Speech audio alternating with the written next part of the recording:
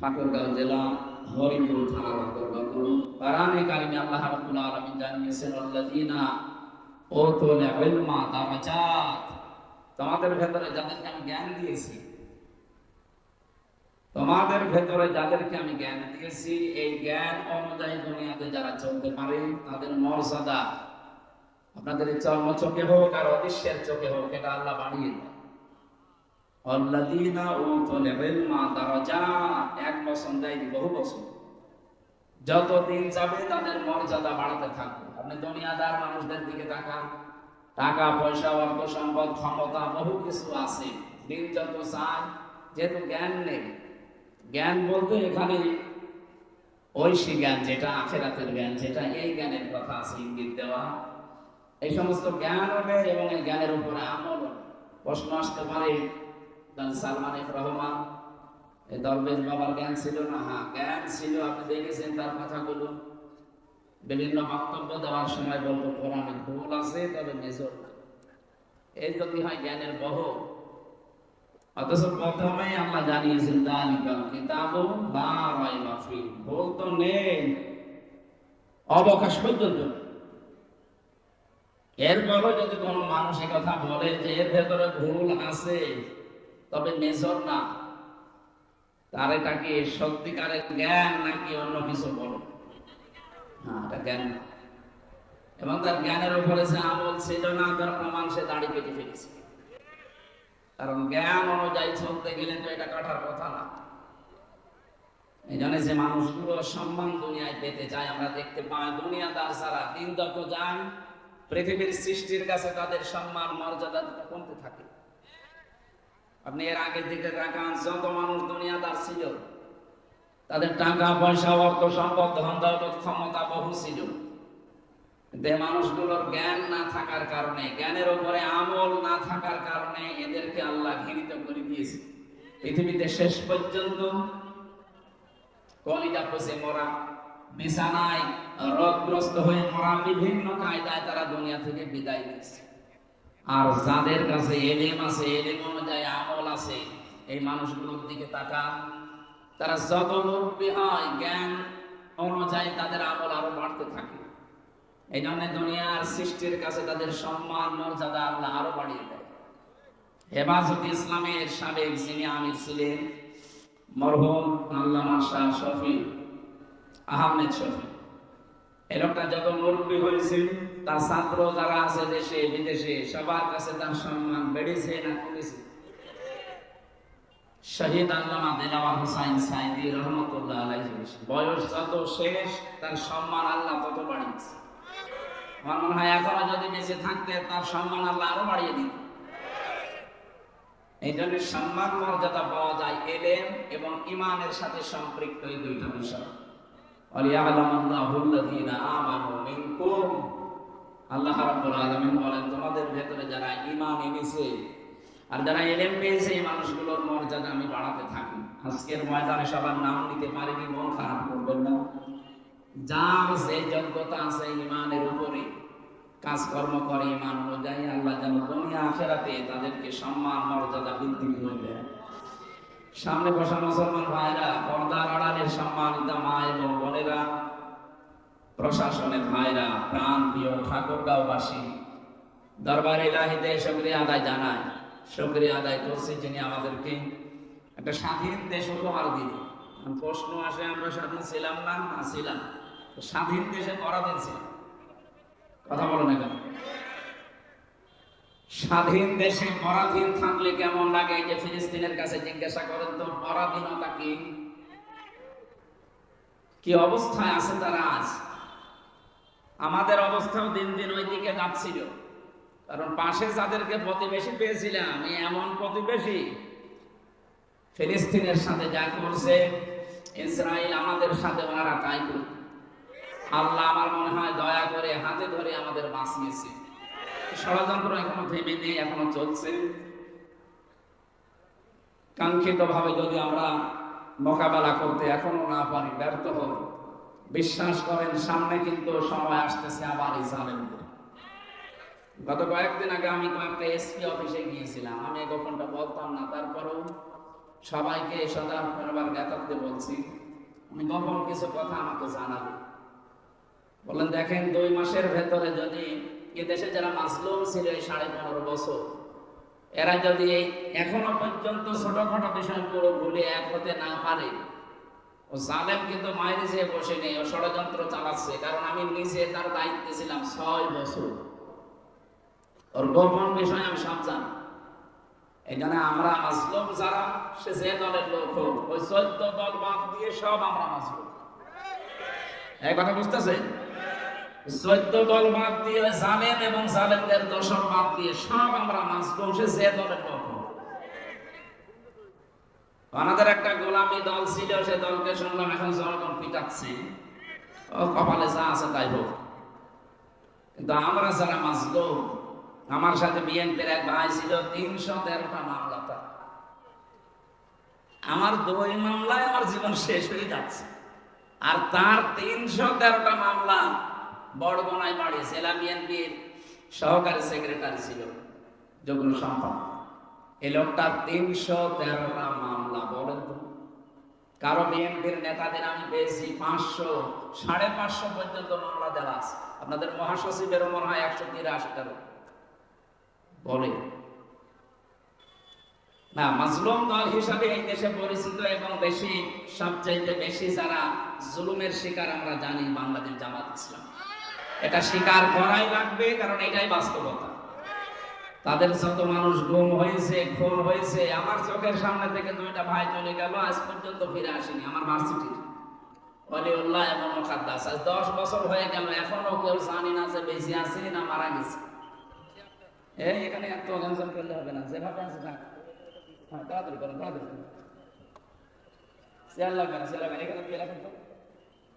আমার ঘাড় যদি ঘেমে যায় তাহলে আবার অসুস্থ হয়ে যাবে। এমনিতেই মানে ক্লান্ত লাগছে। সে সকাল 9টা থেকে মানে ভেঙে যাচ্ছে আমার ঘাড়। মাহফিল গুলো বললাম যে কিছুদিন একটু অফ রাখে, আমাকে 15-20 দিন আপনারা তো ছাড়েন, আমিও পারবো। আল্লাহ আকবার। এভাবে জোর করে ইমামতি হয়। যাই হচ্ছে, আমার গা যেন ঘামে না, যান পারবেন করেন, দরকার পেছনে বাতাস দিয়ে থাকে, এভাবে থাক থাক, জানাবে আমি দান যেভাবে আছে থাক, ওর অবসান একসাথে হয়ে গেছে। ঠিক আছে, বসেন। যারা দাঁড়িয়ে আছে একেবারে 1 ঘন্টার সময় নেই। বসেন বসেন, যারা বসেন। ঠাকুরগাঁওবাসী 8,500-এর উপরে জীবন দিয়েছে। আজকের একটা তথ্য পেলাম আমি, তারেক জিয়া সাহেবের পিএসের সাথে ছিলাম 3টা বছর এক ঘরে জেলখানা। অপু ভাই অনেক কয়েকদিন আগে, কিছুদিন আগে বের হয়েছে, বলছিল যে 8,500-এর উপরে জাতীয়তাবাদী দলের মানুষগুলো মানুষের অধিকার আদায় করার জন্য তারা হারিয়ে গেছে, গুম হয়েছে, মারা গেছে। এখনো পর্যন্ত উনি বাইরের দেশে যে ছড়াচ্ছে, যিনি পালিয়েছে, যে আমরা নির্বাচিত সরকার ছিলাম, এত বড় মিথ্যা কথা আপনি বলতে পারছেন? আর ওনার এই কথা শুনে সারা পৃথিবীর মুসলমানদের প্রকাশ্য শত্রু ট্রাম্প, এই শয়তান কালকে বিবৃতি দিয়েছে, দেখেছেন যে বাংলাদেশে নাকি সংখ্যালঘু নির্যাতন হচ্ছে, গণহত্যা হয়ে গেল। ওর মুখে কোনো কথা পেয়েছেন আপনি? 2006 থেকে এ পর্যন্ত যত মানুষ মারা গেছে সব কিছুর পেছনে হাসিনা দায়ী।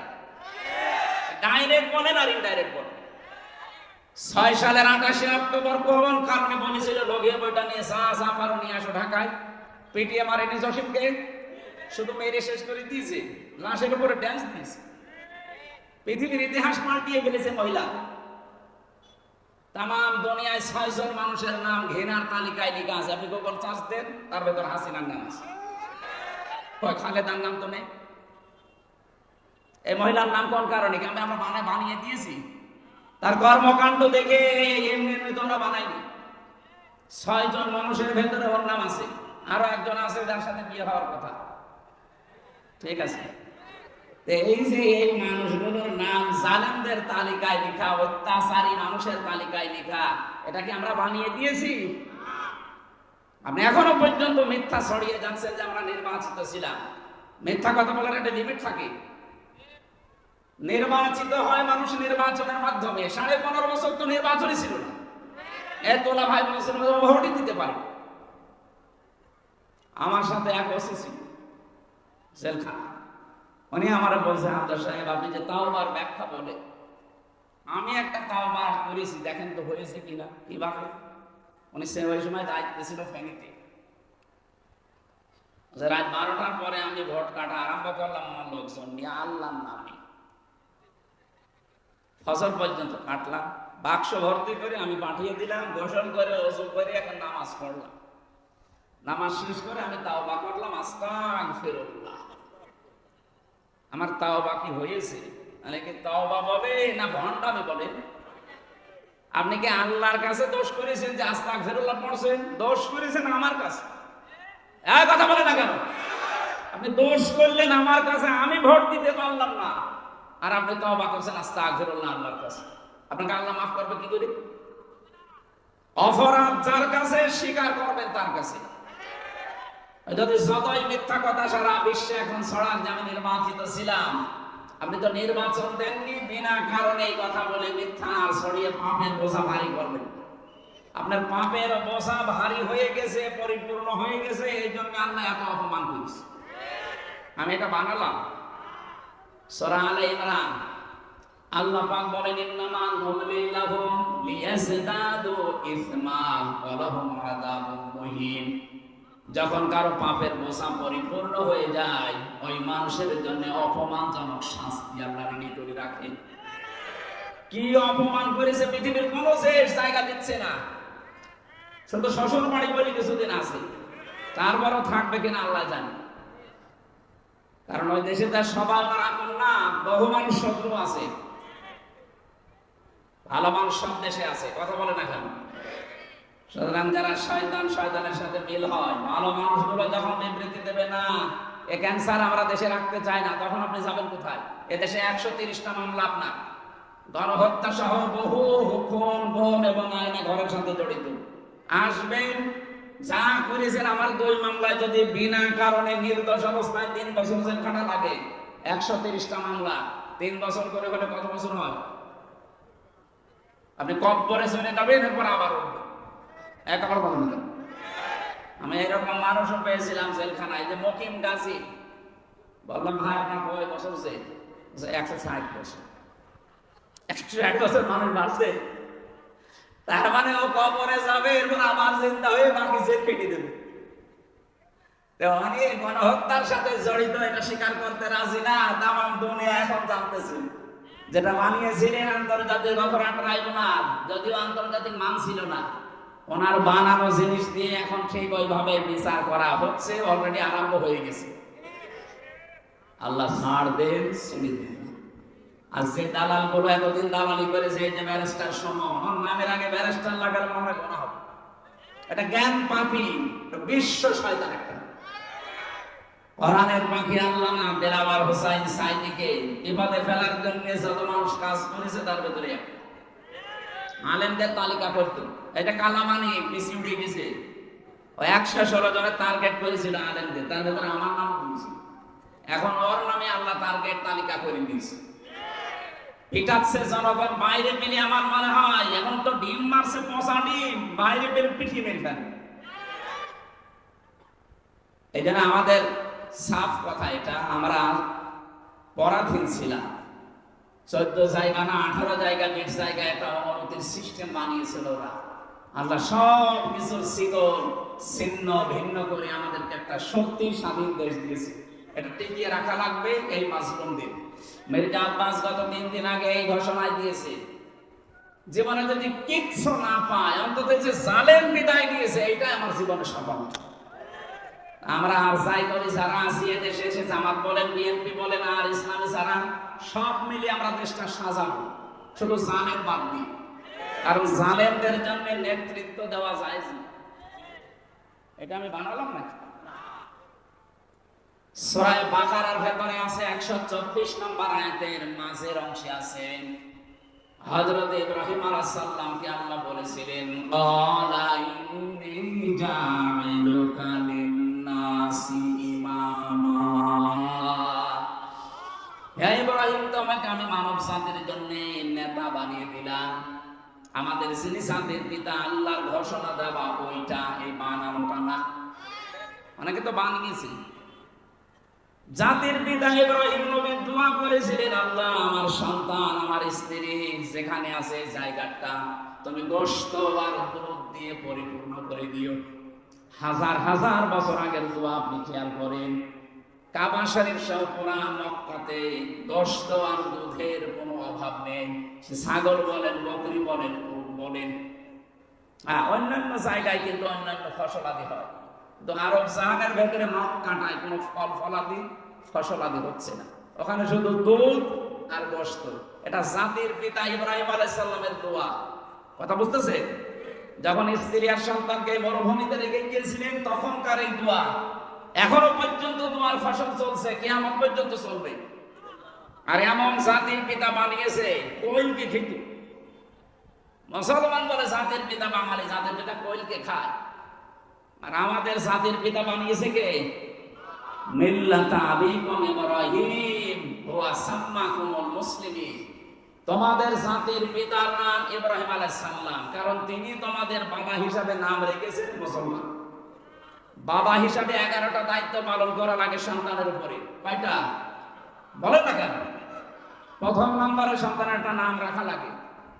আমরা এমন বাবা পেয়েছি যে আমাদের নামও রেখেছে একটা অর্থবোধক নাম, মুসলিম, আত্মসমর্পণকারী। আমরা যার তার সামনে মাথা নোয়াই না, আত্মসমর্পণ করি না, করি শুধু আমাদের মালিকের সামনে। এক কথা বলেন, এখান থেকে একটা শিরক দূর করা লাগবে। আল্লাহ সামনে বাদ দিয়ে পৃথিবীর কারো সামনে মাথা নত করা, কারো সামনে নত হওয়ার জায়েজ নেই, সে যেই হোক। এই জন্য আমরা সব কাজের আগে পরে এই কথাটা বলি, আল্লাহু আকবার। আপনি নামাজ শুরু করবেন আল্লাহু আকবার দিয়ে, শেষও করবেন আল্লাহু আকবার।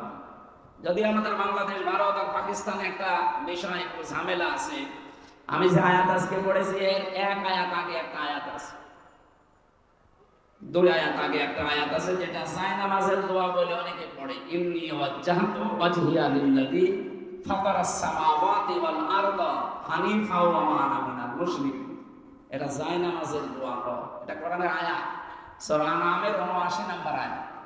এটা পড়ার নিয়ম, সুন্নাত কায়দা হচ্ছে তাকবীরে তাহরিমা বলার পর ইন্নী ওয়াজ্জাহতু পড়বে। আমরা আগে পড়ে তারপরে আল্লাহু আকবার বলব, কারণ নামাজ শুরু হবে তাকবীর দিয়ে। আর তাকবীর কি দিয়ে দেয়? এই জবান করেন না কেন? আর নামাজ শেষ হবে সালাম দিয়ে। নামাজ শেষ আল্লাহু আকবার তাকবীর দিয়ে শুরু, সালাম দিয়ে শেষ। এরপরে যদি কেউ দোয়া করে, বিভিন্ন মাসনুন দোয়াগুলো আছে, আপনি পড়তে পারেন, হাত তুলে করে না হাত ছেড়ে দিয়ে করেন, আপনার ব্যাপার। কিন্তু নামাজ শুরু করা লাগবে কি দিয়ে বলেন তো? যারা এই যে ইন্নী ওয়াজ্জাহতু ওয়াজহিয়া লিল্লাযী দিয়ে শুরু করেন, আপনার সুন্নাত হয় না। হ্যাঁ, আপনি সওয়াব পাবেন তেলাওয়াত করলে, প্রতিটি অক্ষরে 10টা করে নেকি হবে। কিন্তু সুন্নাত আদায় করতে হলে অবশ্যই আপনাকে তেলাওয়াত করা লাগবে, এটা আল্লাহু আকবার বলার পর। কারণ পৃথিবীর প্রত্যেকটি কাজের ভেতরে সুন্নাতে বরকত আছে, সুন্নাতের বাইরে কোনো বরকত নেই। এখানে যারা আছেন অনেকে ছেলে মেয়ে হওয়ার পরে আকিকা দেয় না, এই এলাকায় আকিকা বন্ধ হয়ে গেছে। আকিকা দেওয়ার সুন্নাত নিয়ম হচ্ছে সন্তান জন্মের 7ম দিকে। অনেকের বাবা হয়তো বিদেশে আছে, জন্মের সময় ছিল না, অথবা বাইরে আছে ব্যবসায়িক কাজে। মনে করে বাবা যেই দিন আসবে সেই দিন আকিকা দেব, সে 15 দিন হোক আর 45 দিন হোক না, এটা নিয়ম।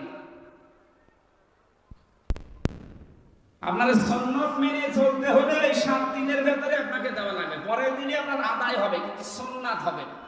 কথা বুঝতেছে? ওই বাবা থাকা লাগবে আকিকার দিন, এটা তো সুন্নাত না। 7 দিনে আকিকা দেওয়া সুন্নাত। এই সুন্নাত গুলো জীবনে আমরা আমল করি, তাহলে ইন্নী ওয়াজ্জাহতু ওয়াজহিয়া লিল্লাযী, এটা আজকে থেকে পড়বেন আল্লাহু আকবার বলার পর। কথা মনে থাকবে? হযরত ইব্রাহিম আলাইহিস সালামের কথা বলছিলাম। এমন একটা সুন্দর অর্থবোধক নাম তিনি আমাদের জন্য দিয়েছেন, মুসলিম হুয়া সাম্মাকুমুল মুসলিমিন। তোমাদের নাম তিনি রেখেছেন মুসলিম বা মুসলমান। হযরত ইব্রাহিম সঙ্গে সঙ্গে ওই দিন আল্লাহকে বলেছিলেন, রব্বুল আলামিন তুমি যে আমাকে মানব জাতির নেতা বানিয়ে দিলে, ক্বালা ওয়া মিন যুররিয়াতি। এটাকে শুধু আমি পেলাম না, নেতৃত্ব দিতে হলে তো বিভিন্ন কোয়ালিটি লাগে, গুণ লাগে। কোরআন শরীফের ভেতরে আমি 27টা গুণ পেয়েছি। কেউ যদি নেতা হতে চায়, আর আমাকে রাগ হয়ে গেল না, আপনাদের মন খারাপ হয়ে গেল। মানে বলছিলেন না আব্দুল হাকিম সাহেব যে আমার দায়িত্ব পৌঁছিয়ে দেওয়া, আমা আলাইনা ইল্লাল বালাগ। এখন আমাকে তো পৌঁছিয়ে দেওয়া লাগবে। যদি আপনার মন খারাপ হয়, আমি তো এই আয়াত বাদ দিয়ে দেবো। এই বলতে পারি আমি, মানবেন না মানবেন ওটা আপনার বিবেকের ব্যাপার। 27টা কোয়ালিটি বলা। আজকে তাফসীর মাহফিলে আয়াত পড়েছি, একটা আয়াতের উপরে তাফসীর করতে হলে সময় লাগে। আর যে কন্ডিশন কত দূর যাবে আল্লাহ ভালো জানি। কালকে আমার মাহফিল আছে ঠাকুরগাঁও গড়িয়া ফাজিল মাদ্রাসায়, ওখানে রাত 9টা থেকে আলোচনা আছে। দরকার ওই 27টা কালকে বলি, আজকে আমরা তাফসীরে যাই। প্রথম হচ্ছে ইব্রাহিম নবী বলেছিলেন, আমি কি নেতৃত্ব দিতে এই একাই পেলাম দায়িত্ব, নাকি আমার সন্তানাদি কিয়ামত পর্যন্ত তো আসবে, তারা পাবে না? আল্লাহ পাক জবাব দিয়েছেন সঙ্গে সঙ্গে, ক্বালা লা ইয়ানালু আহাদিস সালিমিন। হে ইব্রাহিম, তোমার সন্তানাদি কিয়ামত পর্যন্ত যারা আসবে তারাও নেতৃত্ব দিতে পারবে, নেতা হতে পারবে, কিন্তু যারা জালেম তাদের জন্য কোনো ওয়াদা আমি আল্লাহর নেই। এই যে ইয়ানালু, এটা বোঝারে বর্তমান, ভবিষ্যৎ, প্রেজেন্ট, ফিউচার। আল্লাহ জানিয়েছেন ওই দিন থেকে কিয়ামত পর্যন্ত আমরা যারা ইব্রাহিমের সন্তান দুনিয়ায় আসব, যদি জালেম কেউ হয়ে যায় তার জন্য নেতৃত্ব দেওয়া, নেতা হওয়া জায়েজ নেই। কারণ এটার সাথে আল্লাহর কোনো ওয়াদা। আরো জোরে বলেন। অথচ 15.5 বছরের দিকে তাকান, সে যত বড় জালেম ছিল সে তত বড় দায়িত্ব ছিল। আপনি কি মনে করছেন স্যার যায় না ঘরের সাথে জড়িত এরা জালেম না? এক কথা বলেন। কাউন্টারটার পিছনে মাটির নিচে ঘর আছে, ওখানে যারা জড়িত সবগুলো জালেম। এখন যদি বলেন না উনি চাকরি পড়ে করেছে, কোন মানুষ যদি জানে যে কেউ জালেম জানার পর তার সাথে যদি কেউ সাপোর্ট করে, সহযোগিতা করে, তাকে যদি মেনে নেয়, আমার নবী বলেন সে আমার উম্মত থেকে বের হয়ে যায়। সুতরাং 1628টা চেয়ার ছিল এই দেশে, মেন চেয়ার এটা না। যিনি পালিয়ে গেছে টাট্টা এবং চৌপমিয়ারটা সহ 1628টা চেয়ারের প্রতিটি চেয়ারে আপনি হিসাব করে দেখবেন, প্রত্যেকটি চেয়ারে যারাই ছিল সবগুলো জালেম। এগুলো বিদায় নেওয়ার এখনো শেষ হয়নি। এখনো 100 জনের 65 জন বিদায় হয়েছে, 35 জন এখনো আছে। আমরা চাচ্ছি যে দায়িত্বে আছে অন্তর্বর্তীকালীন সরকারে যত তাড়াতাড়ি পারেন এই জালেমদেরকে চেয়ার থেকে মুক্ত করেন। এক কথা বলেন না কেন? এগুলো মুক্ত না হলে নির্বাচন দিয়েও কাজ হবে না। শয়তানরা আর এক দুর্বিসন দিয়ে আনবে, ওদের মায়ের সাথে, ওদের বউর সাথে, ভাবের সাথে পরামর্শ করে। কারণ গোপনে গোপনে দেখছি মাঝে মাঝে নিজেরা মোবাইল করে, নিজেরাই রেকর্ড করে, নিজেরাই এডিট করে, নিজেরাই ছাড়ে। তাছাড়া আপনি হিসাব করতে পারেন, ঠাকুরগাঁও এই হরিপুর ইউনিয়নের 100 জন ওই জালেমদের সদস্য ছিল, তার ভেতরে 51 নম্বর যে তার কাছে কল দেয় দিল্লি বসে বসে। কোন জীবনে নাম শুনিস? এই সমস্ত দৃশ্যগুলো দেখে বোঝা যাচ্ছে যে এগুলো আসলে মোবাইলে আসল কল না, ওরা আগে থেকে লাইন করে রাখে, নিজেই কল দেয়, নিজে এগুলো রেকর্ড করে, নিজে আগের থেকে সব ফেসবুকে লিখে বলে দেয়, আইডিতে লিখে বলে যে আমি এইভাবে এইভাবে বলবো, জনগণের ভেতরে যেন একটা আতঙ্ক তৈরি হয়। তুমি থাকো ডালে ডালে, দেশের জনগণ এখন থাকছে পাতায় পাতায়। কত রকমের রাডার আছে দেশে, আপনি টেরও পাননি। আমি তো রিমান্ডে অনেকগুলো দেখেছিলাম গোপনে। বাস্তবতায় এই আপনি কোনো ষড়যন্ত্র করে আর সফল হতে পারবেন না। পৃথিবীর নিয়মই এইটা, কোন জালেম, কোন স্বৈরাচার পালিয়ে যাওয়ার পর আবার ফিরে এসেছে এটা পৃথিবীর রেকর্ডে নেই। এই কথা বলেন না কেন? তাহলে লক্ষণ সেন আবার ঘুরে আসতো, এসেছে 850 বছর হয়ে গেল, আজও আসে। এও 850 বছর না, এই 1550 বছর পরও দেখবেন যে আর আসবে। আর বেতার তারা যদি কেউ আসে, দু একটা জনগণ যে অবস্থায় আছে, এই মাসলুমদের সামনে পড়লে পিটিয়ে মেরে ফেলে, কোনো বিচারও লাগবে না। আমার ঝিনাইদহে একজন দেখলাম, ছাত্র আন্দোলনের উপরে সরাসরি গুলি করছিল। তার ভিডিও পাওয়ার পরে ওই দিন আগস্টের 5 তারিখে বিকাল 5টায় ও পালিয়েছে 1:30টায়, বিকাল 5টা বাজতে বাজতে 4 রাস্তার মোড়ের উপরে পিটিয়ে মারার পরে ওর ওই লজ্জাস্থানের ভেতরে আবার কে যেন দিয়েছে, এই আংটা দিয়ে বাঁধা দিয়েছে। জনগণ যাচ্ছে আর সুতা নিক্ষেপ করছে। কোরআনে পড়েছিলাম যে আযাবুল মুহিন, পাপ যখন পরিপূর্ণ হয়ে যায় তখন তাকে নিকৃষ্ট আযাব আল্লাহ দেয়। এর সচক্ষে আমরা 5 তারিখের পর থেকে অনেকগুলো দেখতে পাচ্ছি। এদের এত অপমান করবে এরা ধারণাও করে না। আরে ভাই আমরাও তো জেনে গিয়েছি, আমাদের অবস্থা যা ছিল তোলা ভাই বলছিল না, অপমান আমাদেরও করেছে, কিন্তু মানুষের ভেতরে একটা সিম্পিতি পেয়েছি, তারা কান্নাকাটি করতো। সিএমএম কোর্ট থেকে যখন আদালত পর্যন্ত নিয়েছে তো মাথায় দড়ি দিয়ে, এই পিজন ভ্যানে যখন কাশিমপুর কেন্দ্রীয় কারাগার থেকে নিয়ে আসতো আদালতে, গাছে মাঝে মাঝে সোলো হতো গাড়ি, পেছনে দেখতাম কিছু মহিলা বোরকা পরা বোরকা ছাড়া, পর্দা করে না কিন্তু আলেম ভালোবাসে, এরা দেখতাম পেছনে দৌড়াতো। আর আমার এই মামুনুল হককে ডাক দিয়ে বলতো, হুজুর কোনো চিন্তা নেই, যে মামলা দিয়েছে সব মিথ্যা, তারও বিশ্বাস করে না, এখন মামলা ভালো করে হয়নি, আরো দেওয়া দরকার। সম্মানিত ভাইরা, আমরা যারা জেল খেটেছিলাম সম্মানের সাথে, যদিও জালেমরা কষ্টে রেখেছিল, কিন্তু ওরা যা জেল খাটতেছে অপমানের সাথে, শুনতেছি নাকি ভেতরে অনেক জামাই আদর হচ্ছে। এটা যদি বাইরে ফ্ল্যাশ হয়ে যায়, কারাগারের দায়িত্বে যারা আছেন জনগণ কিন্তু জুতা পিটা করবে। আমাদেরকে আপনি ফসা সুলা দিতে, আর শয়তানের নাকি শুনছে বাড়ি থেকে খাবার আসতেছে। এখনো বললাম না 35 জন আছে জালেমদের দশর বিভিন্ন চেয়ারে, এরা এগুলো দুর্বিসন্ধি করছে। এই জন্য চাই সংস্কার যখন আরম্ভ হয়েছে, একটা জালেমও যেন দেশে চেয়ারে না থাকে, কারণ জালেমদের জন্য নেতৃত্ব দেওয়া, চেয়ারে থাকা জায়েজ নেই। এই ঘোষণা কার? আল্লাহর কথা মানা যাবে না। আমরা চাই এরা সব বিদায় নেই। আমরা মাজলুমরা কোনো দল নেই, মাজলুমদের দল একটা। কথা বলেন না কেন? 14 দল বাদ দিয়ে বাকি যা আছে আমরা সব মাজলুম। আর আমাদের দল কয়টা? যেভাবে হোক দেশটা দাঁড় করানো লাগবে। ও দুর্বিসন্ধি যা করছে সব আল্লাহ আমার সাথ করবে, আমাদের বিশ্বাস আছে। লিয়াজজিয়াল্লাযীনা আসাউ বিমা আমিলু ওয়া ইয়াজজিয়াল্লাযীনা আহসানু বিল হুসনা। সূরা নজমের ভেতরে আছে, ভালো কাজ করলে ভালো ফল পাওয়া যায়, মন্দ কাজ করলে তার মন্দ ফল আল্লাহ দান করে। আমরা আজকে কোরআনে কারীম থেকে কিছু গুরুত্বপূর্ণ তথ্য আছে আজকের তেলাওয়াতকৃত আয়াতে, আমি আমার ঈমান থেকে বলবো, আমরা যেন মেনে নিতে পারি। বলেন আমিন। দরুদ আর সালাম পাঠ করি। সূরা আনআম, কোন সূরা বললাম? 165টা আয়াত আছে, 20টা রুকু আছে, মাত্র একটা আয়াত পড়েছি। আমাকে আল্লাহ যতটুকু জ্ঞান দিয়েছে কোরআনের এই মেধার ভেতরে, এই একটা আয়াতে যত তথ্য আছে, আমার এর ভেতরে প্রায় 70 পৃষ্ঠা নোট করা আছে এই একটা আয়াতের উপরে। যত কথা আমি জানি আয়াত থেকে তাফসীর আকারে আমরা বলার চেষ্টা চালাচ্ছি। ওমা তাওফীকি ইল্লা বিল্লাহ। বলেন আউযু বিল্লাহি মিনাশ শাইতানির রাজীম।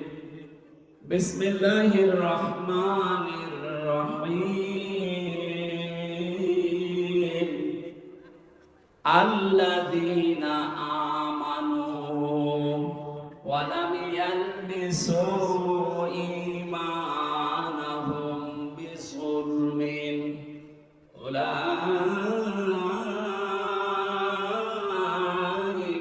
লাহুমুল আমনু ওয়া হুম মুহতাদুন।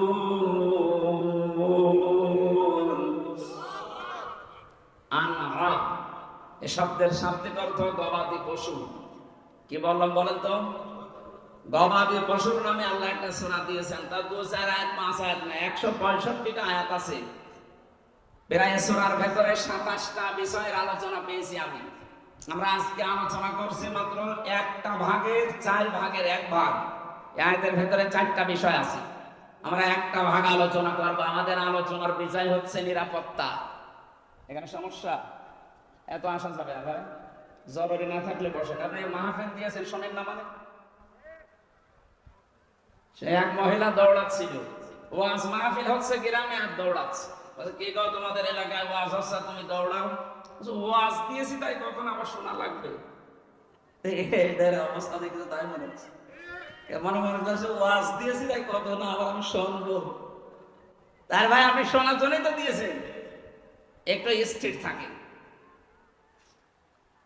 আমরা নামকরণ আছে, ঐতিহাসিক প্রেক্ষাপট আছে, সানে নজরুল আছে, আবার বাংলা অর্থ আছে মাতৃভাষায়, এরপরে বাস্তব ব্যাখ্যা আছে, মূল শিক্ষা আছে, এইগুলো নিয়ে তাফসীর করা লাগে। এগুলো অধিকাংশ জায়গায় আপনারা আলেমদের মুখে শোনেন যে নামকরণ কেন হয়, ঐতিহাসিক প্রেক্ষাপট, নাসিল হওয়ার কারণ কি, শানে নজরুল যেটা বলেন, বাংলা অর্থ কি, আমরা এদিকে এগিয়ে যাই। তাফসীর করতে হলে কমপক্ষে এই আগের আয়াত পরের আয়াতের সাথে সম্পর্ক কি, এর সাথে যোগসূত্র কি আছে, এটা আগে জানা লাগে। আমরা এখানে শিরকের বিষয়গুলো আলোচনায় আছে। আল্লাহ পাক আমাদেরকে নিরাপত্তা দিতে চান। আল্লাহ এভাবে তার কুদরতি আঙ্গুল, মনে হচ্ছে এই আমাদের এই ঠাকুরগাঁ কি হরিপুর, এদের দিকে এইভাবে দিয়েছেন। এই যে উলাইকা, উলাইকা শব্দটা ইসমে ইশারা। আল্লাহ বলেন এই যে এই মানুষগুলো, উলাইকা লাহুমুল আমনু, তাদের জন্য নিরাপত্তা। সুবহানাল্লাহ বলতে পারেন না? নিরাপত্তা পেতে হলে কি কি করা লাগবে, এর আগে যে গুণগুলো আছে আমরা ওইগুলো দেখি আমাদের ভেতরে পাওয়া যায় কিনা। আমরা সব সময় নিরাপত্তা, স্বস্তি, শান্তি এর পক্ষে নাকি? আমরা নিরাপত্তা চাই না, শান্তি চাই না, স্বস্তি চাই না।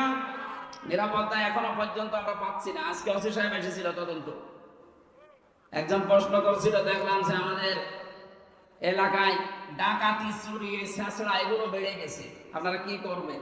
চেষ্টা চালাচ্ছে ওনারা। এখন এইগুলো বন্ধ করার জন্য যে নিয়ম নীতি, ঔষধ আল্লাহ দিয়েছে, ঔষধ যদি জায়গা মতো না পড়ে জীবনও বন্ধ হবে না। আমরা যেহেতু নিরাপত্তা চাচ্ছি, আসল নিরাপত্তার মালিক আল্লাহ কে? আজকের বিষয় কি বললাম বলেন তো? নিরাপত্তা। আরো জনে বলেন, কি বলেন? আল আমনু। আল আমনু মানে নিরাপত্তা। শান্তি আমার আল্লাহর একটা নাম। সালাম, সালাম কার নাম? আল্লাহ বলেন আমি শান্তি দেওয়ার একচ্ছত্র মালিক। এটা যদি কেউ কিনতে পাওয়া যেত তাহলে পৃথিবীতে গরিব মানুষ অশান্তিতে থাকতো 24 ঘন্টা। কিন্তু তামাম দুনিয়ার শরীফ দেখেন, সবচাইতে বেশি শান্তিতে থাকে গরিব মানুষগুলো। রাতের বেলা ওদের যে ঘুম হয়, চিরাকের চাকা আপনি মনে করবেন বাস্ত হয়ে গেছে। আর ধনী মানুষকে আমি তো বহু জায়গায় মিশেছি। বাংলাদেশে যারা সবচাইতে বড় ধনী ধনী মানুষ, আকিস গ্রুপের উপরে 3 জন ধনী মানুষ থাকলে আকিস গ্রুপ একটা, তাদের সাথে আমি ছিলাম, আমি দেখেছি। এখনো আমি তাদের চাকরি করি, আমি তাদের ক্ষতি। এই মানুষগুলো রাতের বেলা ঘুম আসে। এরা পাওয়ার আলা বড়ি খায়, সিটাক্সিন খায়, কোশিয়াম খায়, তাও নর্মালটা না, একেবারে হাই পাওয়ার। এরপরও ঘুম আসতে চায় না। না জানি কখন কোন ফাঁক দিয়ে কে আবার কিছু মেরে দেয় কিনা। আর ট্রাকের চাকা বাস্ট হয়ে গেলে যে শব্দ হয়, এরকম নাকের আওয়াজ দিয়ে ঘুমাচ্ছে ট্রাকের চাকার পাশে। কোনো বড়ি খাওয়া লাগে না, এক কথা বলে না, শুধু ডাল আর আলু ভর্তা দিয়ে খেয়ে 8 ঘন্টা মরণের ঘুম ঘুমাচ্ছে। এই জন্য শান্তি দেওয়ার একচ্ছত্র মালিকানা আল্লাহর। আর এই শব্দটা আল্লাহ নিজের জন্য খাস করে নিয়েছে, সালাম। সালাম, সালাম কার নাম? দুনিয়াতে সালাম নেই, আছে, কিন্তু এরা সালাম না, এরা আব্দুস সালাম। আমরা কথা বলছিলাম সূরা আনআম থেকে, আল্লাহ তাআলা জানিয়েছেন আল্লাযীনা আমানু, যারা ঈমান এনেছে, ওয়ালাম ইয়ালবিসু ঈমানাহুম বিযুলমিন, এবং তাদের ঈমানের সাথে অন্যায়কে, বিশেষ করে শিরককে যুক্ত করে না, মিশ্রণ করে না শিরকের সাথে তাদের ঈমানকে। উলাইকা লাহুমুল আমনু, এই মানুষগুলো আল্লাহর পক্ষ থেকে নিরাপত্তার অধিকারী। উলাইকা হুমুল মুহতাদুন, এবং এই মানুষগুলো হেদায়েত প্রাপ্ত। এটা বাংলা অর্থ ছিল, আমরা তাফসীরে যাচ্ছি। এখানে যাই হয়ে গেল, এরা মিডিয়ারা কালকে উল্টাপাল্টা হেডিং দিয়ে ওনাকে, আমাকে, এই কমিটিকে কালার করে দেখেন ছেড়ে দিন। এটা যদি কেউ করেন, কালকে থেকে আমার এই চ্যানেল কিন্তু বাতিল হয়ে যাবে। এখানে কি হয়েছে না বুঝে একটা কথা বলে ফেলছে। আমি তো এই যে কোরআন আমার সামনে, ওনাকে ইনসাল্ট করা, ছোট করা জীবনও না। সেদিনও আমি ওনাকে বলেছিলাম যে আপনি আয়াত পাস করুন, তো করেন। ওনাকে আমি আল্লাহর জন্য ভালোবাসি। আমি আজকেও তেলাওয়াত করেছি, এখন উনি যদি জোর ধরে যে তেলাওয়াত আমার সামনে, উনি কেন? কত বড় বড় হুজুরকে আমি পড়তে দেখেছি, আমি হাফেজি পড়েছি, কারিয়ানা পড়েছি, কোরআনের উপর আমার মাস্টার্স করা আছে। আপনি আমার সামনে এসে তেলাওয়াত করেছেন, এই তেলাওয়াত আপনার ইমাম সাহেবকে পড়তে বলেন তো। আপনি তো কোথাকার দূরের মানুষ, আপনি গ্রামারের কোন কায়দাটা জানেন বলেন? একটা তেলাওয়াত করতে হলে যতগুলো নিয়ম নীতি জানা লাগে আপনার জানা নেই, জোর ধরলে হবে। এজন্য বলছে আপনি আরো শেখে ভাবো, আপনি তো আমি উদ্বুদ্ধ করছি। আশ্চর্য। সম্মানিত মানুষ, ওনার সম্মান আছে, এই সমাজে ওনার অনেক সম্মান আল্লাহ দিয়েছে। কথা বলবেন না, যা হয়ে গেছে 5 to 5 অতীত হয়ে গেছে, ওটা আর বলার দরকার নেই, সব বাদ। যে যা করেছে যা বাদ দেন ভাই।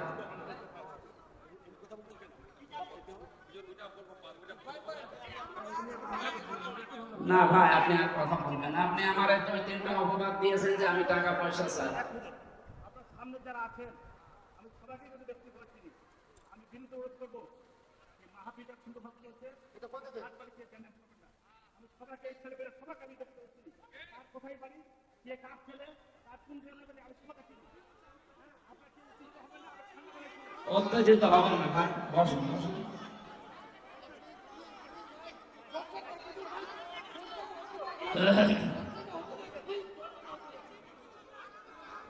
আমরা শান্তির জন্য, নিরাপত্তার জন্য যেহেতু এই মাহফিলটা দিয়েছি, এই এলাকায় যেন শান্তি স্থাপন হয়, শান্তি ফিরে আসে। সেই জায়গায় যদি অশান্তি আসে তাহলে আপনারা ঈদের বিপরীত হয়ে যাচ্ছে। আপনি যেটা জানেন না ওই বিষয়ে কথা বলবেন না, এটা আল্লাহর নির্দেশ। ওয়ালা তাকফু মা লাইসা লাকা বিহি ইলমুন। যেটা জানবেন না সেটা বলবেন না, আগে জেনে শুনে সঠিকভাবে জানার পরে আমার মনে হয় বলা দরকার। এটা আল্লাহর এই নির্দেশ, আমরা সামনে ফলো করি ইনশাআল্লাহ। আল্লাযীনা আমানু, প্রথম শব্দ ছিল যারা ঈমান এনেছে। আমরা বাংলাদেশ যারা এখন বসবাস করছি, আমরা ঈমান এনেছি না ঈমান আমরা পেয়েছি বলেন তো? আমরা ঈমান পেয়েছি, এই জন্য এটার কদর আমাদের কাছে নেই। যে মানুষগুলো ঈমান এনেছিল তাদের কাছে জীবনের চাইতেও দামি ছিল এই শব্দটা। এখানে সাহাবায়ে কেরাম কোন জায়গায় যদি একত্রিত হতেন, আলাদা হওয়ার আগে এই শব্দটা তাদেরকে একে অন্যকে তেলাওয়াত করে শোনাতেন। ওয়াল আসরি ইন্নাল ইনসানা লাফি খুসরিন ইল্লাল্লাযীনা আমানু ওয়া আমিলুস সালিহাত ওয়া তাওয়াসাউ বিল হাক্কি ওয়া তাওয়াসাউ বিস সাবর। পৃথিবীর সময়ের কসম আল্লাহ দিয়েছেন, মানুষ ক্ষতির ভেতরে আছে, তবে তারা বাদ দিয়ে যারা ঈমান আনে আর নেক আমল করে, হকের কথা বলে আর ধৈর্য ধারণ করে হক পথে থাকতে গিয়ে। এই কথাটা সাহাবায়ে কেরাম কেন শোনাতেন? কারণ মানুষগুলো ঈমান আমাদের মতো ঈমান পায়নি, তারা ঈমান এনেছিল। আমরা যদি আর সত্যি ঈমান আনতাম, একটা ধর্ম থেকে আরেকটা ধর্মে আসা এটা যে কত বড় কঠিন কাজ। আপনাকে যদি কেউ এখন খ্রিস্টান হতে বলে, হিন্দু হতে বলে, আপনার কাছে যেমন কঠিন লাগবে, অন্যান্য ধর্মের লোক যারা ইসলামে আসতেছে, আজকে যে রিপোর্ট বেরিয়েছে, ওরা হিন্দুস্তানের বিভিন্ন প্রদেশে মুসলমানের সংখ্যা দিন দিন বাড়তেছে আর হিন্দুদের সংখ্যা দিন দিন কমে যাচ্ছে। এটা একটা তাদের মাথা ব্যথার কারণ। ওরা তো এমনি উসবিস করছে না, নিজের ধর্ম বাদ দিয়ে অন্য নতুন ধর্মে আসা এটা যে কত বড় কঠিন কাজ, যারা আসে তারা জানে। এই জন্য যারা আসতেছে এই সত্য ধর্মে, আমরা যেহেতু আগে থেকে আসি, আমরা তো আর ঈমান আনি নাই, আমরা ঈমান পেয়েছি। সাহাবায়ে কেরামের মতো যদি আমরা ঈমান আনতে পারতাম, হযরতে বেলাল তিনি ঈমান এনেছিলেন, একজন হাবশী গোলাম ছিলেন ইথিওপিয়া। ঈমান আনার কারণে তার উপরে যে অবর্ণনীয় নির্যাতন, জুলুম, অত্যাচার হয়েছিল আমরা হাদিসে বহুবার শুনেছি। আমাদের উপরেও যারা আমরা ঈমান আনলাম বলে দাবি করছি, সামনে যদি এরকম পরিবেশ আসে যে ঈমানের উপরে টিকে থাকতে গিয়ে জুলুম, অত্যাচার, নির্যাতনের স্টিমুলা যা চলেছে অতীতে আরো বেশি আসবে, এটাই স্বাভাবিক। পৃথিবীর বড় বড় বিপদগুলো আল্লাহ নবীদের উপরে দিয়েছিলেন, কারণ তাদের ঈমান একেবারে উচ্চ পর্যায়ে ছিল। এর চাইতে নিম্ন বিপদ আল্লাহ দিয়েছিলেন তাদের ঈমান আরেকটু দুর্বল ছিল। এদেশে সত্যি যারা ঈমানদার, যাদের ঈমান সঠিক মাত্রায় উপরে উঠে গেছে, নবীদের অনুসারী যারা, তাদের বিপদ আপদ বেশি। আর যাদের ঈমান আমাদের মধ্যে ছোটখাটো নেবো নেবো, তাদের বিপদ আপদ কম। আল্লাহ জানে এদের যদি বিপদ দেয় এখনই বেঈমান হয়ে যাবে। আমরা যারা ঈমান পাইনি, আমরা ঈমান যারা এনেছি সত্যি সত্যি, এই মানুষগুলোকে ইমানের উপরে টিকে থাকার জন্য যে কাজগুলো সামনে আসবে, প্রথম কাজ হচ্ছে ওয়ালাম ইয়ালবিসু ঈমানাহুম বিযুলমিন, তারা যেন কলুষিত না করে তাদের ঈমানকে শিরকের সাথে। এই পৃথিবীতে যত পাপ আছে আল্লাহর দৃষ্টিতে সবচাইতে বড় পাপের নাম হচ্ছে শিরক করা। আমি যদি এখন বাড়িতে গিয়ে দেখি আমার স্ত্রীর কাছে অন্য কেউ শুয়ে আছে, আমার যেমন খারাপ লাগবে। আল্লাহ আমাকে যেমন নিজের হাতে বানিয়েছে, এখানে কারো কর্তৃত্ব নেই, কারো কোনো হাতও নেই। মা বাবা বিছানায় ছিল এতটুকু, বাকি যা করার কে করেছে আমার উপরে বলেন তো? এই যে মানুষ জন্ম নেওয়ার পরে ভেতরে চারটা জিনিস আছে, ফাঁকা থাকে এই নালীগুলো। যারা জন্মের পরে আল্লাহ নিজের তরফ থেকে এঁকে দেয়, এটা যদি ওটা এঁকে না দিত তাহলে ওইটার জন্য কমপক্ষে আপনারা দুনিয়ায় ওটা ঠিক করার জন্য এখন বাংলাদেশ যে চিকিৎসা সিস্টেম, এই সিস্টেম অনুযায়ী প্রতি মাসে 4 লক্ষ করে টাকা লাগবে শুধু 4টা ফোঁটা বন্ধ করার জন্য। আমার এক পরিচিত মাওলানা ছেলের এটা হয়েছে, জন্মের পর ওটা ফোঁটা বন্ধ হয়, ওটা এই হাওয়া অবস্থায় ছিল। আল্লাহ দয়া করে আমাদেরকে বন্ধ করে দিয়েছিলেন, এই জন্য টাকাগুলো লাগে না।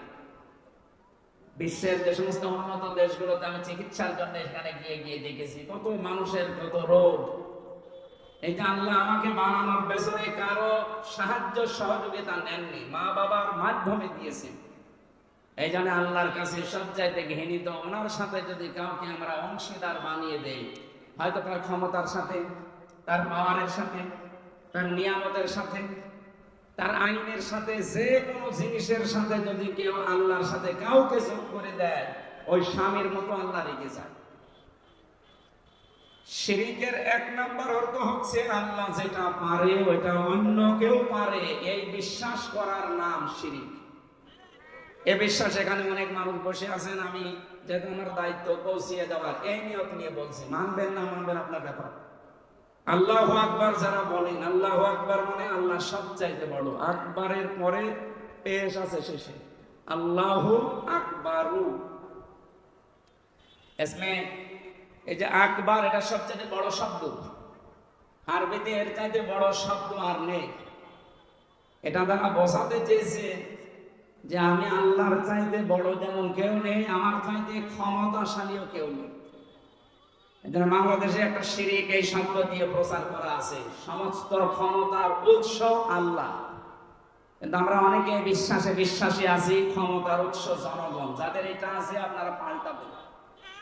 এই বিশ্বাস থাকলে আপনি শিরকে আছেন। আর শিরক যদি কেউ যাররা পরিমাণ নিয়েও মারা যায়, কিয়ামতে ওর আমল নামা যাই হোক, নামাজ রোজা দান সাদকা যাই করুক, ওটা ধূলিকণার মতো মুখের উপরে নিক্ষেপ করবে। এটা আমি আপনার ক্ষতি করার জন্য বললাম নাকি?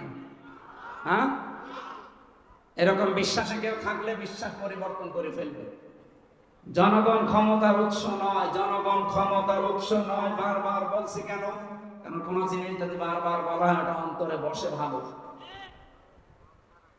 উনি যে আয়াত পড়েছিলেন, ওই আয়াতের মিনিং এইটা, তাবারাকাল্লাযী বিয়াদিহিল মুলক ওয়া হুয়া আলা কুল্লি শাইইন কাদির, অথবা কুলিল্লাহুম্মা মালিকাল মুলক তুতিল মুলকা মান তাশা।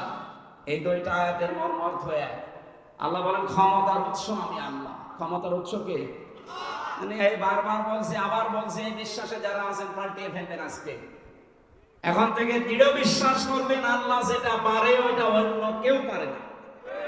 ক্ষমতায় দিতে পারে কে বলেন তো? নামাতে পারে কে? এই বিশ্বাস করা লাগবে। দ্বিতীয় নম্বরে জুলুমের ভেতরে প্রায় 8টা অর্থ আছে। 1 নাম্বার অর্থ শিরক করা, 2 নাম্বার অর্থ অন্যায় করা। দুনিয়ায় যত অন্যায় আছে সবচাইতে বড় অন্যায় যে মানুষ আল্লাহর সাথে করে, সেটার প্রথমটা কি বললাম? শিরক। বলেন কি বললাম? শিরক প্রধানত 4 প্রকার হয়। শিরক বিল জাত, শিরক বিল সিফাত, শিরক বিল ইখতিয়ারাত, শিরক বিল হুকুক। তাফসীরের ভেতরে দেখেছি এই 4 প্রকার ভাগ শ্রেণী বিন্যাস করে 8 প্রকার করা আছে। এগুলো আবার শ্রেণী বিন্যাস করে করা আছে 12 প্রকার, এরপরে করা আছে 16 প্রকার, 22 প্রকার, 42 প্রকার, 72 প্রকার, 120 প্রকার। এই যে জুলমিন, তাদের ঈমানকে তারা জুলমের সাথে শিরকের সাথে মিশায় না। এ জাতিকে মুশরিক বানানোর জন্য বিভিন্ন কৌশল চলছিল, বিভিন্ন বড় বড় মূর্তি তৈরি করার মাধ্যমে মানুষদেরকে যে উল্টা পাল্টা ফতোয়া দিতে, যে আমরা ভাস্কর্য বানাই না, ভাস্কর্য আর এই মূর্তি জিনিস এক না। শুধুমাত্র পশু পাখি এবং গাছ গাছালি এইগুলো বাদ দিয়ে যার ভেতরে জীবন আছে, এরকম যারা চলাফেরা করতে পারে, নড়াচড়া করতে পারে, কথা বলতে পারে, এরকম কোন জিনিসের যদি আপনি প্রতিকৃতিও বানিয়ে রাখেন, এইটাও সূরা হজ এই আয়াত অনুযায়ী এটা শিরিক। এই মহা শিরিক থেকে আমাদেরকে আল্লাহ এই জাতিকে অন্তত কিছুটা হলো বাঁচিয়েছে। যারা এই শিরিক করার জন্য বহু টাকা পয়সা খরচ করেছিল, দেশে পুরা টাকাটা সব চলে গেছে। আমাদের জীবনে আমল ইমান কম থাক, ব্যক্তি পর্যায়ে যতটুকু সে কাজ করে যাচ্ছেন আল্লাহ ইচ্ছা করলে মাফ করে দেবেন, কিন্তু শিরিকের কোন অপরাধ যদি কারো জীবনে থাকে আর এটা নিয়ে যদি আপনি মারা যান, আপনি বিশ্বাস করে আপনি জান্নাত পাবেন। ইন্নাল্লাহা লা ইয়াগফিরু আন ইউশরাকা বিহি ওয়া ইয়াগফিরু মা দুনা যালিকা লিমান ইয়াশা।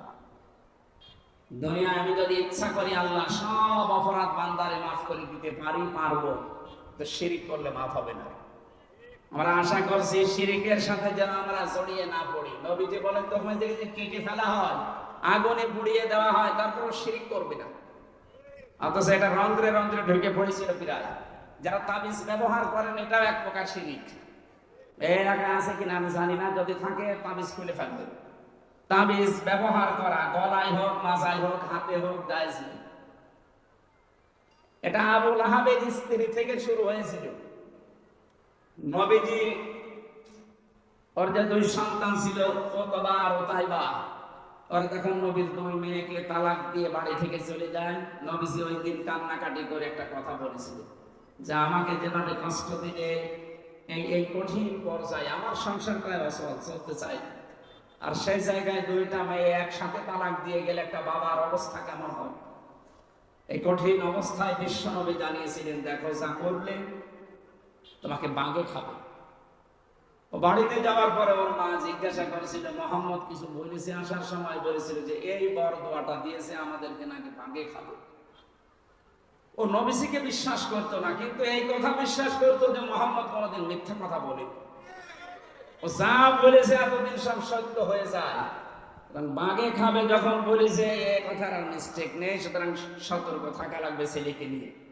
ও তখন ইয়ামেন দেশ থেকে, তাফসিরে লাহাবের তাফসিরে আছে ইয়ামেন অথবা সিরিয়া, এই দুইটা দেশের এক দেশ থেকে এই যে তাবিজ যেটা বলা হয় পাথর, এইগুলো নিয়ে নিজের ছেলেদের গলায়, হাতে, মাজায় এগুলো বেঁধে দিয়েছিল, যে এইগুলো দিয়ে মোহাম্মদের বর দোয়া কাটানো যাবে।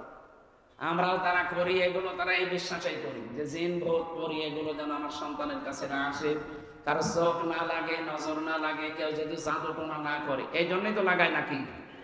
না, এটা লাগানো যাবে না। এর উত্তম পদ্ধতি সূরা নাস আর ফালাক, এই দুটা নাজিলে হয়েছে। এই কারণে বিশ্বনবীকেও জাদু করেছিল, উনি শুকিয়ে যাচ্ছিলেন। শেষ পর্যন্ত এই দুইটা সূরা নাজিল হওয়ার পরে উনি আবার স্বাভাবিক অবস্থায় ফিরে আসেন। যেন আমরা যদি নিতে চাই রাসূলুল্লাহর কাছ থেকে নেব, তাবিজ আবু লাহাবের স্ত্রীর কাছ থেকে নেওয়ার দরকার নেই। এখন থেকে সকালে সন্ধ্যায় সূরা নাস আর ফালাক পড়ে নিজের শরীরে একটু ফুৎকার লাগাবেন।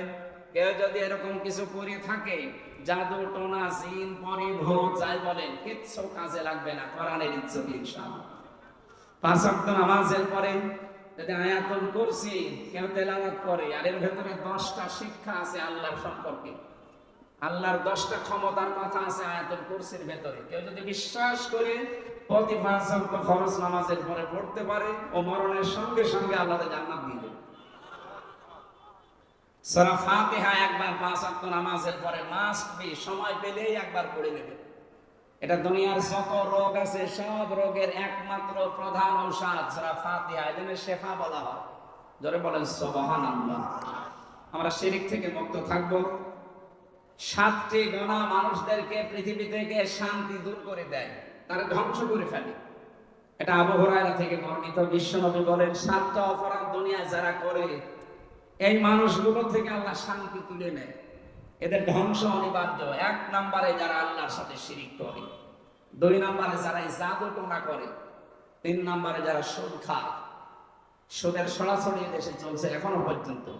এটা বন্ধ হওয়া ওয়াজের দ্বারা, এই মিলাদ মাহফিলের দ্বারা সম্ভব না। যতদিন পর্যন্ত এই দেশে যাকাত ভিত্তিক অর্থনীতি কায়েম না হবে ততদিন সুদ বন্ধ করা সম্ভব না। এটা ওয়াজের দ্বারা বন্ধ হয় না, এটা আইনের দ্বারা বন্ধ হয়।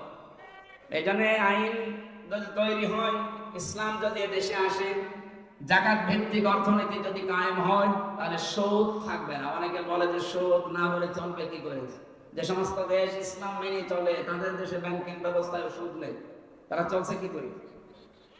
সুদের বিপরীত যেটা আল্লাহ দিয়েছেন ওইটার নাম হচ্ছে যাকাত। নাম কি? এটা যদি কায়েম হয় দেশে রাষ্ট্রীয় ভাবে, সম্পদ যাদের যেখানে যা আছে বছরে বছরে আপনাকে যাকাত দেওয়া লাগবে। এটা রাষ্ট্রীয় কোষাগারে যাবে, ওখান থেকে দেশের গরিব যারা আছে যাকাত পাওয়ার যোগ্য ৮ প্রকার মানুষ, তাদের বাড়িতে বাড়িতে পৌঁছিয়ে দেওয়া হবে। এটা সোনালী যুগে যদি হয়ে থাকে ওমর ইবনে আব্দুল আজিজ রাহমাতুল্লাহ আলাইহির জামানায়, তাহলে এই জামানায় হবে না মানে?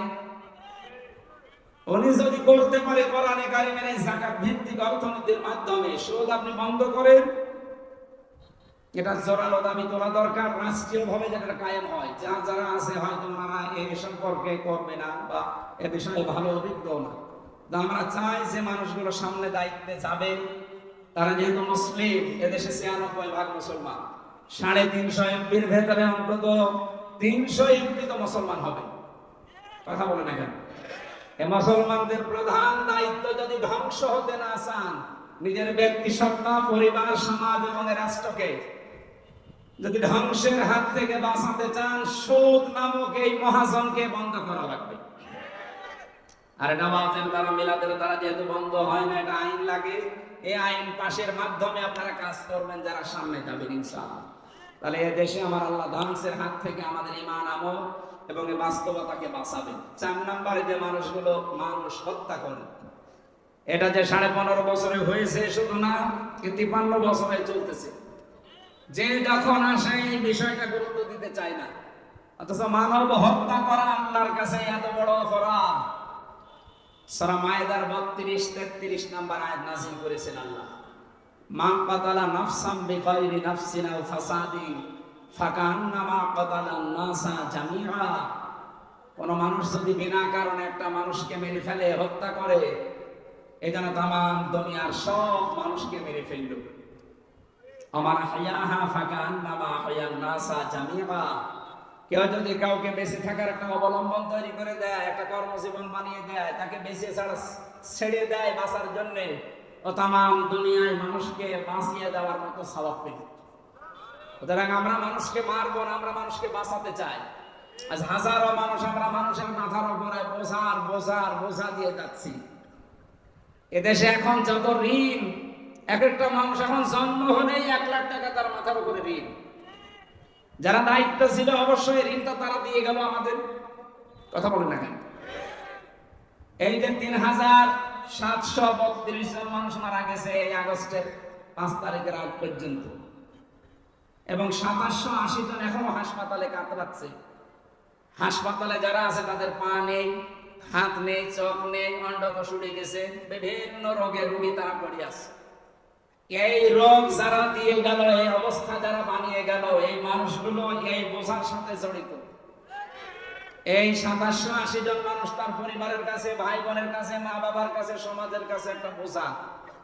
এই কথা বলছেন না কারণ এই বোঝা যারা দিয়ে গেল তারা নবীর উম্মত হতে পারে না, কারণ নবীজি সারা জীবন বোঝা বহন করেছে। আর আপনি আরো বোঝা আমাদের উপরে দিয়ে গেলেন, আমরা এই বোঝা ফেলে দিয়ে স্বাভাবিক হতে আমাদের সময় লাগবে। আর এটা করার জন্য সবচাইতে উত্তম মাধ্যম একটা নির্বাচিত সরকারের হাতে এই দেশটা তুলে দেওয়া, নয়তো ষড়যন্ত্র যা হচ্ছে থামবে না। যতদিন ইউনূস সাহেব আছে, ষড়যন্ত্র, এই চক্রান্ত চলছে, আরো বেশি হবে। যতদিন পর্যন্ত নির্বাচনের মাধ্যমে নির্বাচিত সরকারের হাতে এই দেশটা দেওয়া না হবে, যখন দিয়ে দেবেন তখন বাইরের এই হামখামগুলো বন্ধ হয়ে যাবে। আমরা আশা করি যারা দায়িত্বে আছেন খুব অল্প সময়ের ভেতরে সম্মানজনক একটা সময় নিয়ে তাড়াতাড়ি করে একটা নির্বাচিত সরকারের হাতে দেশটা তুলে দেন। এক কথা বলছেন এখানে মানুষ হত্যার সাথে যারা জড়িত ছিল, বিশেষ করে গণহত্যা, প্রতিটি হত্যার বিচার যদি দেশে না হয়, আগামীতে যারা আসবে তারা আরো ডবল করে হত্যা করবে। আমরা চাই এটা নির্মূল হয়ে যাক। কিয়ামতের আগে এই দেশে যেন অবৈধ হত্যার কেউ শিকার না হয়। কথা বলেন ঠিক কিনা? এটা অন্ধ হওয়ার জন্য বিচার দরকার। যে যেখানে প্রমাণ হচ্ছে যে হত্যার সাথে জড়িত, কোরআন অনুযায়ী দেশের যে প্রচলিত আইন আছে এটা অনুযায়ী বিচার করেন, ওই এমনি দুনিয়া থেকে বিদায় নেন। মার্ডার করলে তাকে মার্ডার করা লাগে, এটা রাষ্ট্রীয় ভাবে আইন প্রচার আছে, এটা করুন। হত্যা করলে এই দুনিয়া ধ্বংস হওয়ার পেছনে কারণ 4 নাম্বার। 5 নাম্বার কারণ হচ্ছে জিহাদের ময়দান থেকে পলায়ন করা। এদেশের মানুষ যে এই যুদ্ধের ময়দান থেকে পালায় না, প্রমাণ আমরা পেয়েছি। 71-এও পালায়নি, 24 সালেও পালায়নি। সামনে যদি আবার যুদ্ধ করা লাগে, দেশের মুসলমানেরা পালাবে না। জালেমদেরকে বিদায় দিয়েছে, আবার যদি কেউ জুলুম করার জন্য আসে তাকে ওইভাবে বিদায় দেওয়া হবে। 6 নম্বরে ওই মানুষকে আল্লাহ ধ্বংস করে দেয় যারা সতী সাধবী নির্দোষ মানুষের উপর একটা তহমত লাগায়, বিশেষ করে নারীদের উপরে। বহু মানুষকে বিনা কারণে আন্দাজে উল্টাপাল্টা মামলা দিয়ে তার জীবনটা নষ্ট করে দিয়েছে এই বাকি সরকার। আমরা সামনে এই পুনরাবৃত্তি যেন না হয়। 7 নম্বরে গণার কাজ হচ্ছে ধ্বংস করে দেয় আল্লাহ তাদেরকে যারা দুনিয়াতে মা বাবার অবাধ্য সন্তান।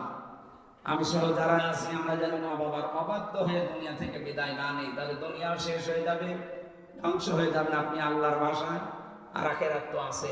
আল্লাহ আমাদের হেফাজত করুন, বলেন আমিন। শান্তি পাওয়ার জন্য এই 7টা অপরাধ থেকে মুক্ত মাস্ট বি হওয়াই লাগবে।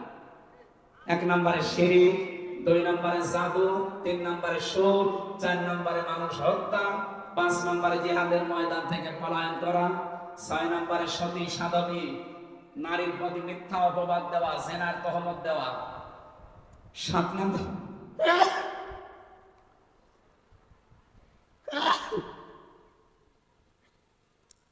মা বাবার অবাধ্যচারিতা থেকে নিজেকে বাঁচিয়ে রাখা। কোরআনে কারিমে আল্লাহ মা বাবার সম্পর্কে যত তথ্য দিয়েছেন সব জায়গায় তিনি ব্যাখ্যা দিয়েছেন। আল্লাহ পাক বলেন ওয়াসফিল লাহুমা জানাহাল যুল্লি মিনার রাহমা ওয়াকুর রাব্বিরহামহুমা কামা রাব্বায়ানি সাগীরা। হে পৃথিবীর সন্তান যারা আছো, তোমাদেরকে বলছি তোমাদের এই হাতের যে ছায়া আছে এই ছায়াটা মা বাবার উপরে বিছিয়ে রাখো। শুধু এভাবে বিছিয়ে শেষ করে দিবা না, এই এই এই জিল্লুন শব্দের ভেতরে আছে নম্রতা। আল্লাহ এখানে ডানা শব্দটা ব্যবহার করেছেন, জানাহাল যুল্লি মিনার রাহমা। মানুষের কিন্তু ডানা হয় না, মানুষের হয় পাখা, হাত। মানুষের কি হয়? আল্লাহ ডানা দিয়েছে, এই কারণে মানুষের হাতের ভেতরে কোনো মোলায়েম নরম কিছু নেই, সব শক্ত হাড় দিয়ে বানানো। আর পাখির ডানা আল্লাহ ধার করে লাগিয়ে দিলেন এই আয়াতে, এই কারণে, কারণ পাখির ডানার ভেতরে পর আছে, পালক আছে। এত মোলায়েম, এত সফট, এত কোমল, একটার সাথে আরেকটা যখন লাগে, এর নিচে যখন মানুষ অবস্থান নেয় ওই জায়গাটায়, মানুষ না যখন ওর বাচ্চারা অবস্থান নেয় তখন একটা কিচির মিচির আওয়াজ দেয়। বাংলাতে এটার নাম বলা হয় অনির্বচন সুখ। দুনিয়ার বান্দা বান্দি যারা মা বাপ যাদের আছে, যাদের মারা গেছে, তাদেরকে আল্লাহ ধ্বংস থেকে বাঁচার জন্য এটা জানিয়েছে। মা বাবা যাদের আছে তাদের উপরে এভাবে ডানা বিছিয়ে ধরবা। তারা যারা মনে করে আমার হামসা থাকতে অন্তত আমাদের আর চিন্তা নেই, বলেন সুবহানাল্লাহ। যদিও আমাদের মা বাবা রায়ে আসা আমাদের উপর আর এখন ভরসা করতে পারছে না। আজ হাজারো পরিবার থেকে মা বাবা বঞ্চিত, লাঞ্ছিত, নিগৃহীত, এমনকি বৃদ্ধাশ্রমে পর্যন্ত তাদেরকে লিখে আসা হচ্ছে। কয়েকদিন আগে আমি এই যে কিশোরগঞ্জ থানা সামনে পাশে নীলফামারী, ওখানে একটা বৃদ্ধাশ্রমে ছিলাম। কি অবস্থায় আছে এই বুড়া বুড়িগুলো। এদের অবশ্যই সন্তান আছে। এই সন্তানগুলো জান্নাত পাওয়ার কামনা যদি করে ব্যর্থ হবে, কারণ এদের যে অবস্থা দেখে আসলাম। আপনিও কিন্তু ওই বয়সে একদিন পতিত হবেন, আপনার সন্তানও ঠিক ওইভাবে আপনার সাথে আচরণ করবে, বৃদ্ধাশ্রমে রেখে আসবে। আর আমাদের শিক্ষা ব্যবস্থার যে হাল যা করিয়ে ফেলেছে এই 15.5 বছরে, যদি এর ভেতরে ইসলাম পঙ্খানুপুঙ্খানু প্রবেশ করানো না যায়, এই শিক্ষা নিয়ে সামনে আরো মানুষ সব বৃদ্ধাশ্রম বানাতে উদ্যুত। কারণ এই শিক্ষায় মা বাবার সাথে কোনো সম্পর্ক নেই। ছোটকাল থেকে ওই যে আমেরিকায় যেভাবে হচ্ছে, তার বাচ্চাকে তারা কোলে করে ঘুরে বেড়ায় আর নিজের বাচ্চাকে হুইল চেয়ারে করে ফেলে। আমাদের অবস্থার সামনে এইটাই হবে যদি আমরা এখনো পর্যন্ত ইসলামকে শিক্ষায় বসাতে না পারি। বিচার ব্যবস্থা বলেন, চিকিৎসা বিভাগ বলেন, শিক্ষা বলেন, প্রশাসন বলেন, যত জায়গা আছে মুসলিম হিসাবে আমাদের দাবি উঠুক যে আমরা ইসলাম চাই। হ্যাঁ, কথা বলেন। 53 বছর বহু কিছু আমরা দেখেছি, কাঙ্ক্ষিত মানে শান্তি পাইনি। আমরা যদি সত্যি নিরাপত্তা চাই, শান্তি চাই, স্বস্তি চাই, ইসলামের বাইরে কিছু নেই, এটাকে আপনাকে স্বীকার করা লাগবে। তাম দুনিয়া এটা স্বীকার করছে, আমরাও করছি। সুতরাং আমরা চাই সামনে আল্লাহ ইসলামের হাতে দেশটা যেন তুলে দেয়। যারা একসাথে আছেন আপনাকে নিয়ে আল্লাহ বিজয় করবেন। আপনি যদি বাইরে চলে যান আপনাকে ছাড়াই ইসলাম বিজয় হবে। ইসলাম এসেছে এই দুনিয়ায় বিজয় হওয়ার জন্য। লিইয়ুযহিরাহু আলাদ দীনি কুল্লি। দুনিয়ায় যত নিয়ম নীতি ধর্ম আছে সবগুলোকে আল্লাহ পেছনে ফেলে ইসলামকে উপরে তুলতে চায়। এ দায়িত্ব কার? বলেন কার? আল্লাহর দায়িত্ব। আল্লাহ আমাদের মাধ্যমে পালন করাবেন। আমরা যেন অন্তত এই পথে থাকতে পারি। জীবন আর কয়দিন, বাঁচলেও ভালো, মরলেও ভালো, আমরা ইসলামের খাদেম হয়ে মরতে চাই। কারণ আমাদের একটা টার্গেট আছে, আমাদের বেতন পাওয়া লাগবে। আমাদের বেতনের নাম জান্নাত, বেতনের নাম দুনিয়া না। যেই কয়েকদিন আছে ইসলামের সাথে লেগে থাকতে রাজি আছি, মারা গেলেও ইসলামের সাথে থেকে মরতে রাজি আছি। আমাদের আসল টার্গেট বেতন। বেতনের নাম কি? যারা বেতন চান না তাদের দুনিয়া শেষ। আপনি দেখছেন না সালেমদের অবস্থা। এখনো পর্যন্ত যদি কারো মনের ভেতর এরকম কিছু থাকে যে আমিও এরকম করব, আপনারও শুধু দুনিয়া না, দুই জগতে শেষ হয়ে যাবে। আমি আবার বলছি, ইসলাম এদেশে কায়েম হবে, হয় আপনাকে নিয়ে নয় আপনাকে বাদ দিয়ে। আপনি সাথে থাকলে ভালো, সাথে না থাকলেও আল্লাহর অসুবিধা নেই। আল্লাহর ক্ষমতা কমে গেছে। মানুষের মন ঘোরাতে আল্লাহ সময় লাগে না। আপনি দেখছেন না পার্সেন্টেজ দেশে কয়েকদিনের ভেতরে মানুষ যেভাবে মাজলুমদের পক্ষে ঝুঁকতেছে, সময় দেন কিছুদিন, এদেশের সব মানুষ মাজলুমের পক্ষে চলে আসবে। কারণ মানুষের এই যে অন্তরটা, এটা আল্লাহর কুদরতি হাতের ভেতরে। উনি যখন ইচ্ছা নড়াচড়া করেন। মানুষকে পাল্টাতে 10 বছর সময় লাগবে না, আল্লাহর একদিনে পাল্টিয়ে দেবে। এই জন্য আমরা চাই আপনি ইসলামের সাথে থাকেন, আপনাকে নিয়ে ইসলাম এদেশে কায়েম হোক। আপনি সাথে না থাকলেও ইসলাম কায়েম হবে ইনশাআল্লাহ। আমরা যেহেতু সবাই শান্তি চাই, স্বস্তি চাই, আল আমন, নিরাপত্তা চাই। নিরাপত্তার জন্য ইসলামের বিকল্প কিছু আছে? বহু ইসলাম দিয়ে চেষ্টা চালিয়েছে। নিরাপত্তা দূরের কথা, আমেরিকায় সন্ধ্যা 7টার পরে মার্কেট খোলা রাখতে পারে না, নিরাপত্তা দিতে পারে না। আরে দেশে ইসলাম এখনো নেই, তারপরও নরসিংদী বাবুরহাটে যান, রাত 12টা, 1টা, 2টা পর্যন্ত দোকান খোলা আছে, তাও তো দেশে এখনো নিরাপত্তা নেই। আর ইসলাম কায়েম হয়ে গেলে দিন রাত সমান হয়ে যাবে। নবী জানিয়েছেন এই পৃথিবীর ময়দানে যদি ইসলাম কায়েম হয়, সেখান থেকে কায়েম শুরু হবে, ওখান থেকে শেষ পর্যন্ত। একটা যুবতী মেয়ে অথবা একটা মালদার মানুষ তার সম্পদগুলো নিয়ে যাবে শুধুমাত্র আল্লাহর ভয় ছাড়া, আর অন্তরে কোনো ভয় থাকবে না। সে অবস্থা আমাদের সামনে আসতেছে, আমরা ওইটা চাই নাকি? এবং এরাই হবে হেদায়েত প্রাপ্ত দল। আমরা এই 7টা বড় বড় মানা থেকে নিজেদেরকে বাঁচিয়ে রাখবো। মা বাবা যাদের আছে অন্তত তাদের যে কোনো মূল্যে খুশি রাখার চেষ্টা করি, জায়েজ পন্থা। আল্লাহ আমাদের জন্য যেন বানানো যে জান্নাত আছে মা বাবার খেদমতের দ্বারা, হমা জান্নাতুকা হমা নারুকা, মা বাপ তোর জান্নাত, মা বাপ তোর জাহান্নাম। আমি সহ যারা এসেছি তাদের বেঁচে আছে খেদমত করে খুশি রাখি, মারা গেছে তাদের জন্য নামাজ কোরআন এবং দোয়া করে আল্লাহ তাদের মর্যাদা যেন বাড়িয়ে দেয়। শরীর এবং চারিদিকে খেয়াল করে আজকের মতো শেষ করছি।